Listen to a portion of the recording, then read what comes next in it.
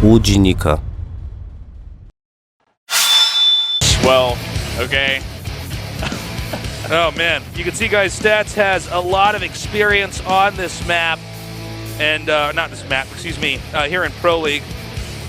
Yeah, just in general, he's been around for a while, as you did mention. Rogue, not quite as many games played. Now it's funny because when I would see Rogue a little while back, you know, I guess in early 2015 especially, he was really cool in his interviews. He would always talk about how he's just here to get better. He's not here to win the whole thing. He's going to take it one game at a time.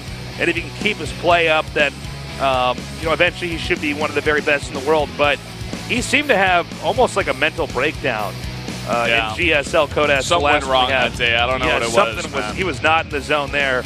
And that could be for a multitude of different reasons. But the big question is, can he bring his A game here today? Because his team is depending on it. Yeah, they need him to win in order to make this an ace match.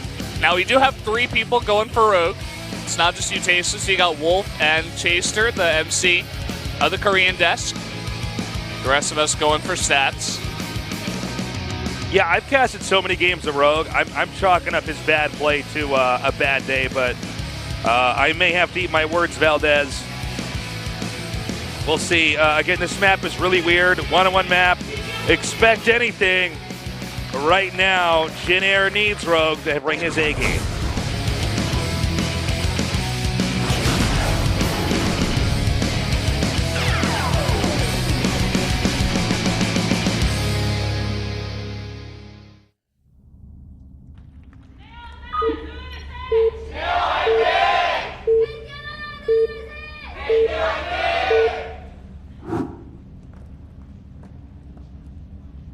All right. In the bottom left, our Zerg player, Rogue. And in the bottom left, in the red, Stats. Did I say bottom left for Rogue as well? I don't know, Tasteless. We're going to have to watch the VOD for that one. I should not have said anything at all, but... Okay. Now at the 10 o'clock, I guess. Oh, I don't do the clocks, man. You don't do the clock? Some people do that. Some people can like be really hard. Over here at 7 o'clock, I'm like 7:25. How do you know? I'm not even doing the cardinal directions in my cast. I'm not even doing northeast, west, south. That's better than the clock. I would rate the clock pretty low on my. Well, I just look at it. I mean, usually it's top, bottom. You know. Yeah. Upper right, upper left. Easiest to relate to. Very simple to say. Gets your point across. I like it, Tasteless. I do wonder, though, what we're going to see as far as strats on this game.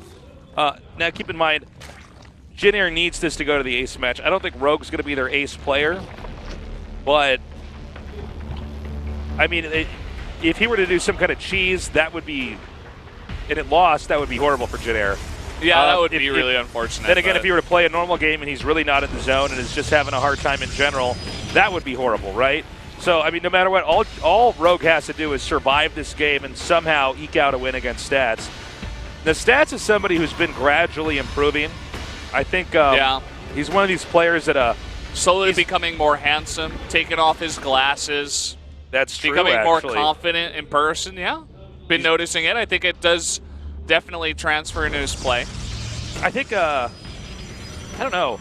I mean, Stats is, I feel like when we get into late game, I feel like occasionally Stats has entered mentally uncharted territory as far as his game understanding goes. Like, he's a good player. He knows how to get to where he needs to be, but he's not somebody like Hero or Zest who basically plays it perfectly, like all the way to the 30-minute marker. Who understands, you know, they've played enough 40-minute games where they're like, okay, now it's my time to switch into Tempest, like, here we go. It's minute 27 and I've seen it all before, and it's some weird obscure game with opposite text. Yeah, I played this game like 12 times at least. Yeah, whereas I feel like a lot of times Stats has been in moments that have been tougher for him. Now, PvZ is a little bit different from PvP, which is kind of what I was thinking about more when we were talking about that, but you know, you can get into some weird spots in that.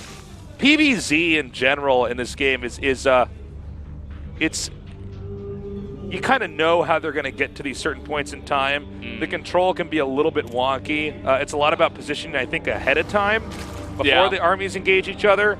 And also, that lends itself a lot to where the spotters are on the map before that fight happens. Yeah, and no surprise that we do see a pretty standard build these days. Just be adept into Stargate. You can scout a ton with this. You can deny so much scouting information early on in the game. We do see Rogue going for a sack on the Overlord in the main. Should be able to see that Oracle. Let me just check for a sec. Yeah, he knows that it's an Oracle coming out and not a Phoenix. Now, he might actually make a Phoenix after this. We've seen some people, not just some people, but the very best people, the pro gamers. Some of these randos in our tournaments. This guy named Zess, I've never heard of. Well, we have seen in TVZ, I think, was it Mara or was it TY? I don't know. These games all get jumbled in my head, but make a Viking after doing tank harass and driving out Overlords and then doing a timing. We might see something similar from Protoss, and I think that's what we're seeing now. The Phoenix is coming up here. Well, we do have the Oracle pushing in now. There are 2 Queens in the main. There's only 1 here at the natural.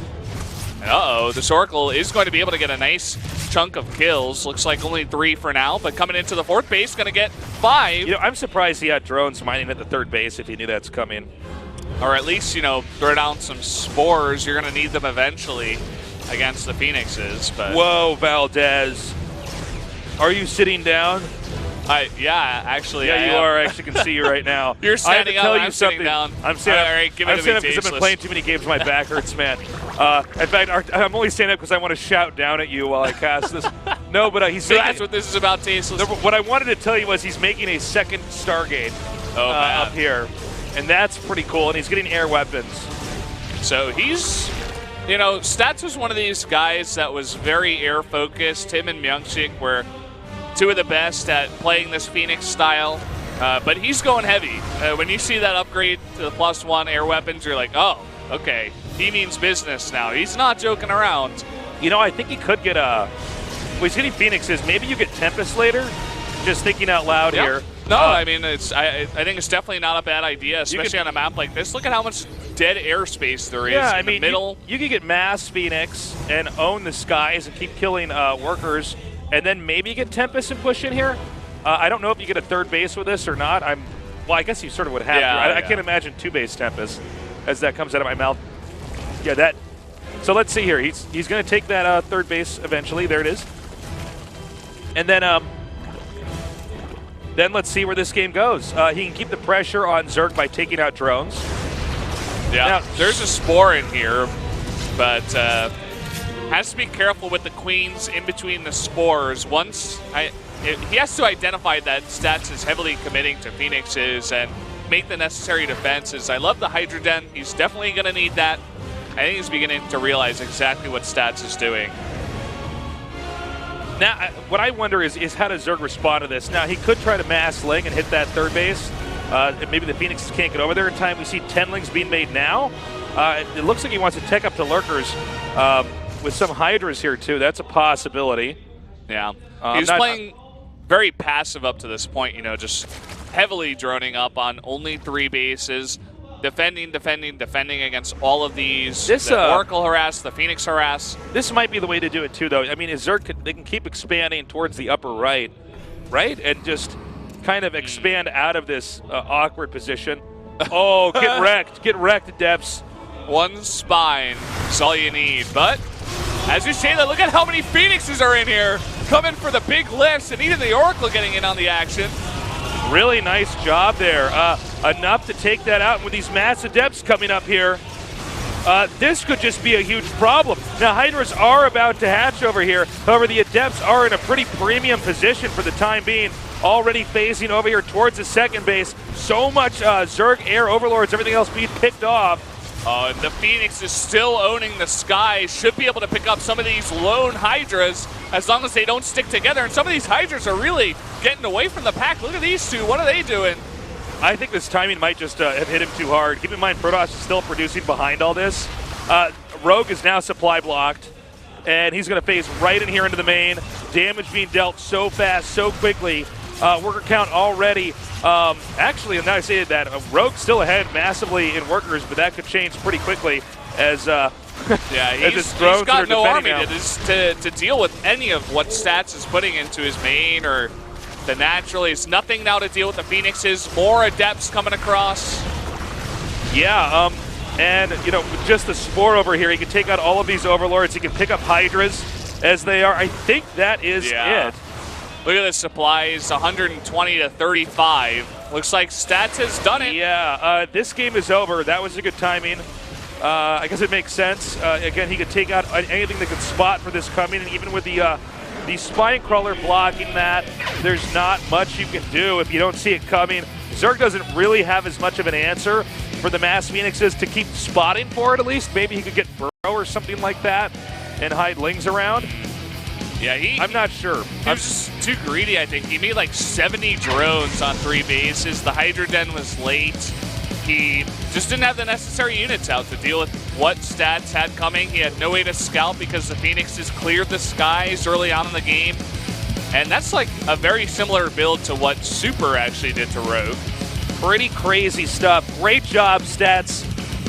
Unfortunately, Rogue did not seem to have a good feel for that game. I actually, when I was looking at it, I thought it was going to be Protoss just staying very, very passive, but no, it's just Mass Adept with the Phoenixes. The Adept is still good, man. The Adept still timing is still the dreams of everyone else. Yeah, well, I mean, it's still a great unit. There's a lot of versatility. Just because some of the timings with it early on have been stopped doesn't mean you can't do some great, crazy timings with it later on, and that's it.